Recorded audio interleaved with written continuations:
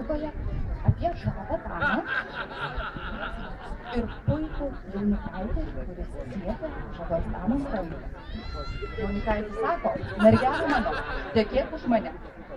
Aš pats šauniausias. Žinoma, kad mergelė tokį nevykusį pasipriešimą sako, ne, tikrai netekėsiu. Kur tavo žirgas? Kur tavo pilis? O kiek monetų kapče turi? Barzda dar nepradėjusi želti, o jos tada smarvė, žinot, viduramžiais būdavo. Bernelis buvo iš kelmo spirta. Ir sako, mergelė mano, aš padovanosiu tau visas žvaigždes nuo dangaus. Aš padovanosiu visus turtus vypinčius ežero gelmėse. Ir aš padovanosiu tau savo širdį. Kas belieka mergelei tik ištarti lemtingai, taip. Sveiki, brangieji.